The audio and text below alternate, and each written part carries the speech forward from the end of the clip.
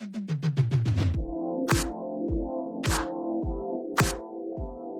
guys, welcome to another episode of Popular Paintings. Today we're going to be doing a watercolor painting. So you're going to start off by prepping your watercolor paper and taping it down to your surface with masking tape.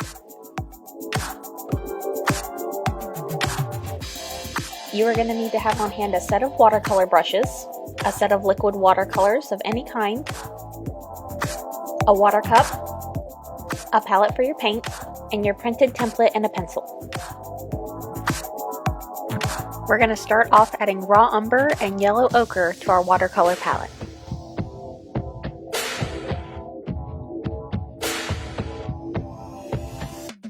Here I'm going in with a brush that's a 1-inch wash, and I'm going to be saturating my canvas with water.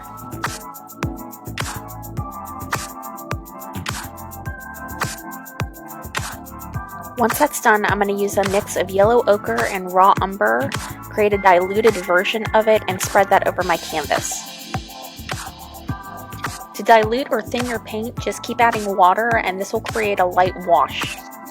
Here I'm spreading that dilution over my canvas in just a random pattern. This will give it a bit of texture, and the wet canvas underneath it will help sort of disperse the paint underneath. This is a wet on wet technique, and it is used to create soft blended effects.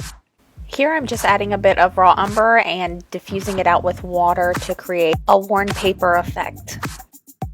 Like we've seen in previous Popular Paintings videos, I'm going to give this a moment to dry, and in the meantime I'm going to take my template, flip it over, add a layer of graphite with my pencil, and this will be used to create our image transfer onto our work surface.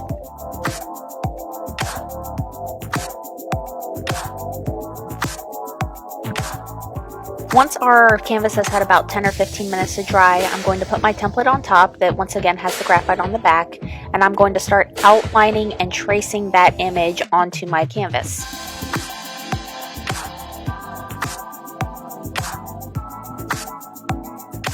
I'm going to be adding some phthalo blue and viridian green to my palette. You can use whatever colors you like for your potion though.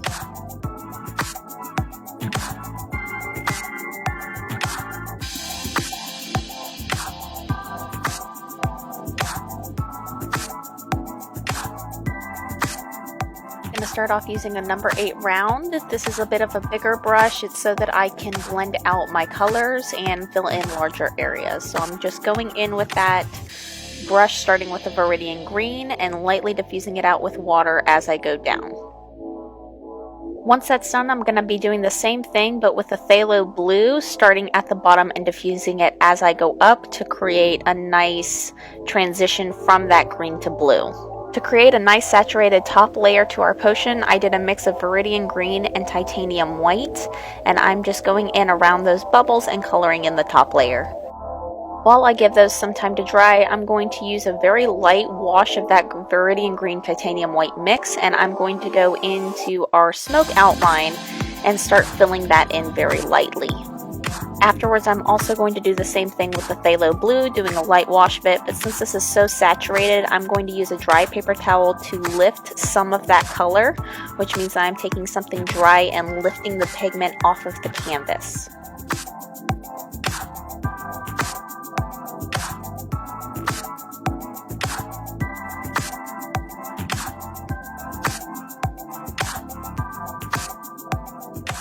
I'm moving into the bubbles now, just doing once again a light wash of that viridian green titanium white mix.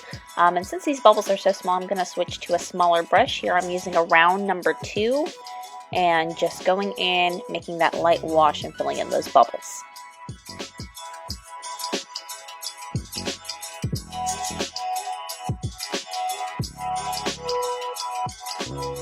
While we give that some time to dry, I'm going to go ahead and add some sap green to my palette.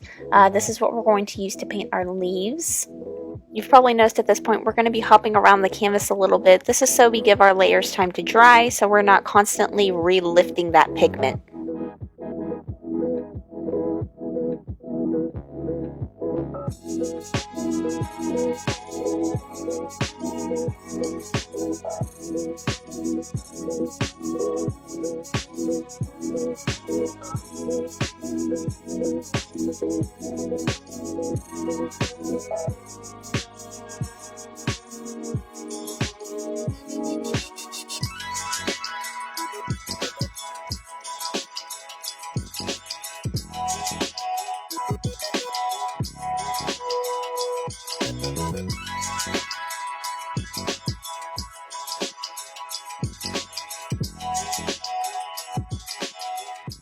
Now I'm going to be adding some Viridian Green and some Phthalo Blue to these leaves to give it a little bit more texture and variety in the colors that are on the leaves.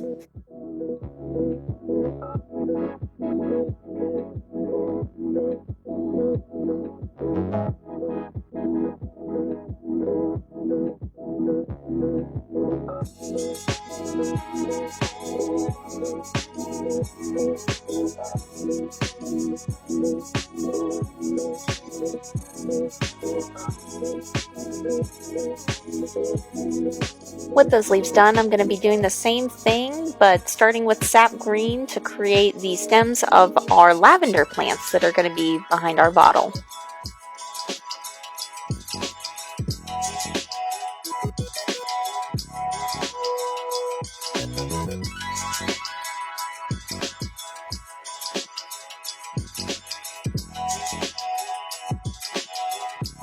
While that dries, I'm going to add some ivory black to our palette. We're going to use a light wash of this to create some shadows to give our painting some dimension. Here I'm starting with a less diluted, more opaque version of that ivory black to start outlining my bottle and creating some shape and dimension to that first before I go in and do my light wash.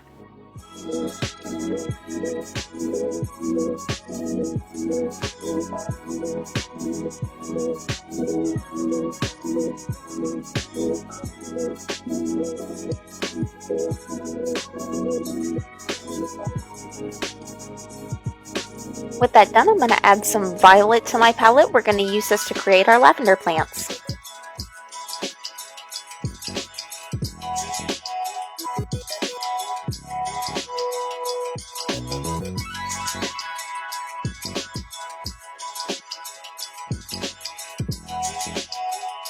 To make the lavender plants, I'm taking the violet, adding a little bit of water to dilute it down just a little bit, make it a little bit easier to spread, and then I'm going to create this stippling motion back and forth across the top stems.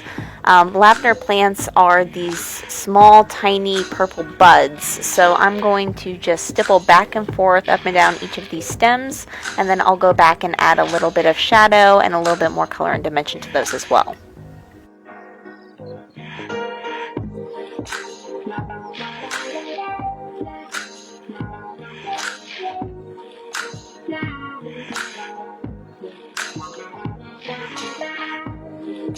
This is where I'm going to give that lavender some time to dry and add in that really light wash of that ivory black to create some shadow around our bottle.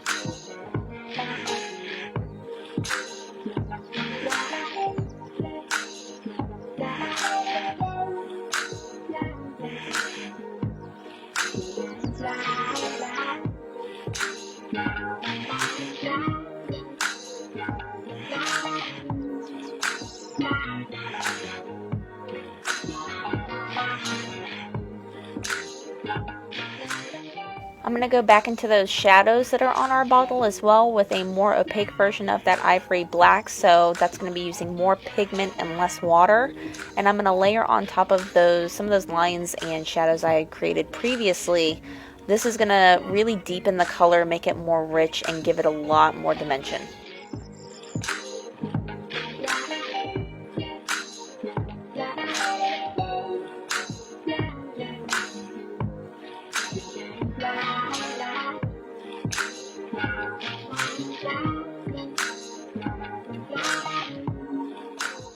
Similar to what we did earlier with the leaves, I'm going to go in with some Viridian Green and some of that Phthalo Blue and add some more shadows and texture to our stems of our lavender.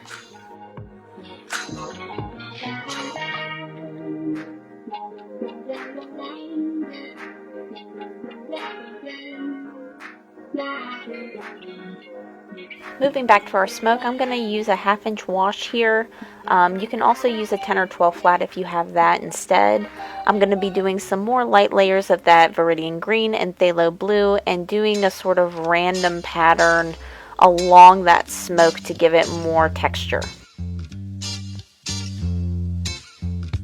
This is when it's really good to use organic movements. You don't want it to be super stiff, otherwise it's not going to look like smoke. Think of how it billows when you're sitting out at a campfire.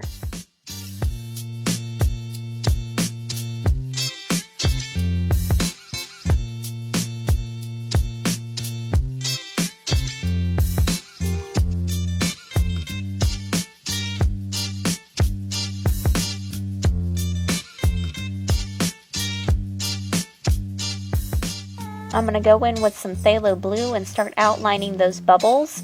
Once they have been outlined, I'll go in with some water and diffuse those lines around the bubbles just with water, and that'll kind of create a nice soft edge to them.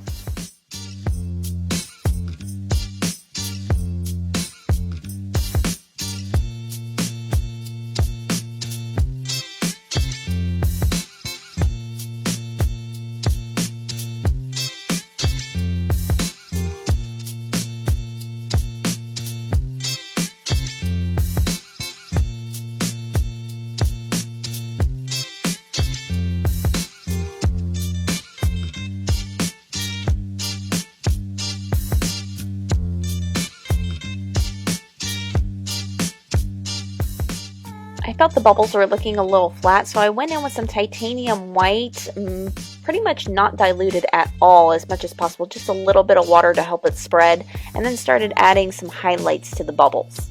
When I'm painting, I like to determine a light source in it, even if it's artificial. So since I have that shadow to the bottom left of my bottle, that would mean that my light is coming from the top right of my canvas. So I try to accent my highlights to the top right of my bubbles and around the top right side of my bottle.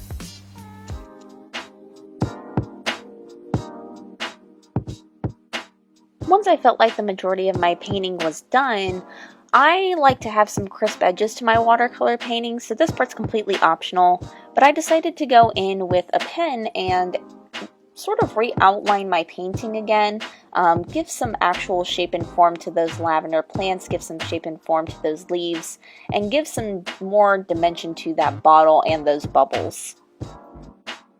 And here's my absolute favorite part, is finally taking the masking tape off and seeing that beautiful white crisp border on my painting. When I feel a painting is done, I start removing the masking tape by pulling up and out away from my painting. If you just try to pull up, sometimes it will cause your masking tape to rip. So just go very slow, be careful, and pull that tape away from your painting slowly. And there you have it, another beautiful Popular Paintings creation by you. So don't forget to sign your painting, because obviously you worked very hard on it. And thank you guys again for joining me today. It was really great getting to paint with you, and I really hope you join me next time. Thank you all so much, and I hope you have a wonderful day. Bye!